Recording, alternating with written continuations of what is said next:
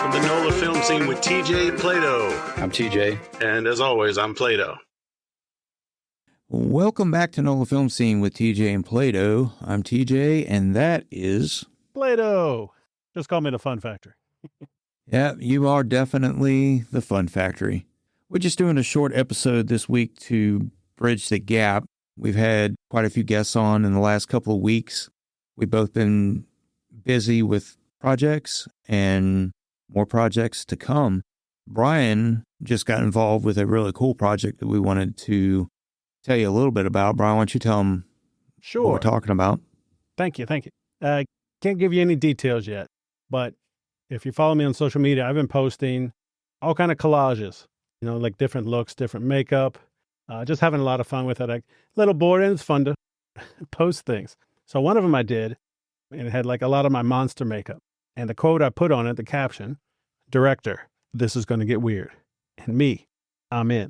And so right after that, a director reached out to me. He had been writing a script. We met like last year, and he wrote a script with me in mind, but was kind of hesitant to let me see it. I was like, okay, cool. And he was inspired by that weirdness. And I said, let me read the script.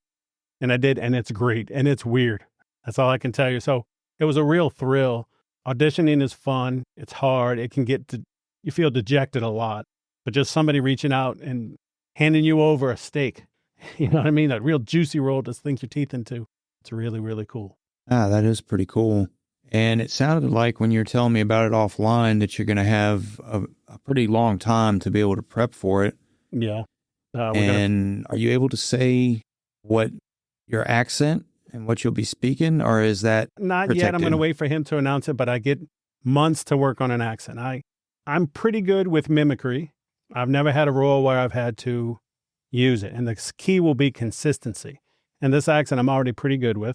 I want to tell you everything, folks. I want to share, but I'm going to be good. And you're going to be good, and you're going to wait until it's officially out. That makes sense. I mean, you got to be careful, right? You don't want to get scratched from a project because you talked about something too soon. Totally. I don't think he would. I think he's ready to share. We're going to do a table read once he gets everyone cast. And then, I said the director's a he. Did I give it away? No. No, that's pretty cool. At our level, sometimes you get an indie director and they're just starting out and they're at different levels and it's good. And then some are better. I know this director has a few movies under his belt. Maybe they're going already to streaming services. I've been told. I've yet to see. So I have a good amount of confidence in him. And I get months to build the character and practice. And it's going to be fun. And then, of course, we always talk about the acting. Yes, I'm going to have my stuff planned out, but you have to be ready to live on the scene. On the day, you might think, I'm going to say it like this. So, you try not to do that. And, the other actor comes up and they're happy. Well, I can't be, you son of a bitch. But maybe I could be, you know what I'm saying? So I'm very excited to really build a character. Usually might have a couple of weeks, you know what I mean? But this long of a process is going to be very interesting. Yeah.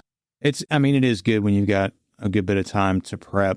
I have only used an alternate accent in one project so far. It was a project with Matt Carroll. I had to do an Irish accent, and I worked on that, had to learn a monologue. And once I worked on it and picked up the intricacies of that accent, it's kind of like being on a ship. When you come back to shore, you still feel your sea legs for a little while. It was kind of the same thing for a couple of days after the project. I still had that accent stuck in my system. Yeah. And I actually listened back to an episode of the podcast that we recorded right after that. Yeah. And I can hear just a little bit of that accent coming out because it was still around a little bit. Nice. It was a fun one. I've had to use accents in a couple of auditions. One was a Yiddish accent, and I just wasn't able to pull it off. I tried, just couldn't do it. You have the beard for it. Yeah. Yeah, that's pretty true. Cool. So what's been going on for you? I just wrapped a 7 and 7, another project with Matt. We had a pretty small cast and no crew to speak of. Matt and I both ran the camera. That was my first time ever trying that. We tried to get different DPs to be involved with the project, but people had prior commitments and just couldn't lock anyone down. So Matt said, we'll do it ourselves. And we did it ourselves, made some mistakes, and, we learned from that and move on. Some of the feedback wasn't very positive about it, but that's okay. That's part of the process. Everybody's not going to like everything you do all the time. Right. You know, it is what it is. We had a good time doing it. Oh, yeah. And for me, trying to learn that stuff, being behind the camera, I had a really, really good, I mean, I had a lot of screen time too, but I had a really good time being behind the camera, trying to figure that stuff out. And hopefully next time I'll be able to correct for the stuff that we didn't get right. You know, it is one of those things. Yeah. And it's a competition. It's not like you had a lot of time to prepare and gather your equipment. It's you run and gun, you use what you got. And, you know, I saw it. I thought the acting was great. I know what you're talking about, the problems. And the story was great. You just got bit in the butt by the camera bug. Yeah, it was just, it was an error with the particular type of camera that we were shooting on. In certain low light scenarios, it looked good to us in the moment. And after the fact, I don't know if it was a rendering error or what. There was just one scene in particular that the image quality it left a lot to be desired. So we're going to figure that out and get it right next time.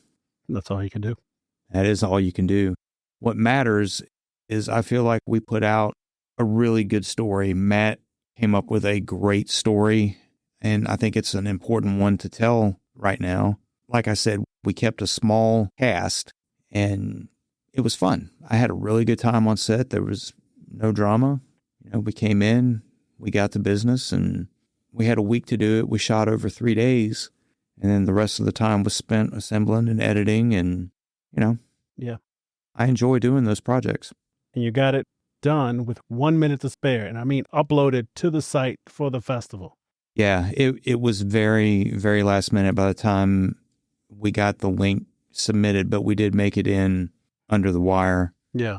So the way it works, it's like a 48. We've talked about it before on the podcast. With this one, you have a week to do it. You get the day that they put out the information, the start day, you get the line of dialogue that you have to use, a prop that has to appear in the film, and that one differs from the 48 because you can pick your genre ahead of time. You don't have to pull it out of a hat like you do for the 48. But the other rules still apply. You can't write before the day of the project, but you can start assembling people that are going to work crew. You can start assembling people that are going to be cast, and you can look for locations and assemble equipment. So I don't know. It was fun. I learned a lot, and moving forward, I want to learn a lot more. Yeah, definitely. I'm speechless. Oh, I man. don't. Yeah, actually, I do usually have that effect on people. It's not you. Work and my schedule's caught up to me a little bit. You know what I mean? Yeah, I do. Yeah. So, and it's been super hot, and it's only June. And it's going to get worse. But we just wanted to do a quick episode to bridge the gap. We have both been really tied up with outside projects and trying to get caught up on editing to get more episodes released. And we've spoken to some great guests you'll see over the next few weeks. Yeah, we've got some cool ones coming up for sure. Not to diss any of our past guests. Oh, right. No. Except that one, but we won't tell you who. We won't tell you which one, but they know who they are. Thanks for joining us, folks. We'll see you next time.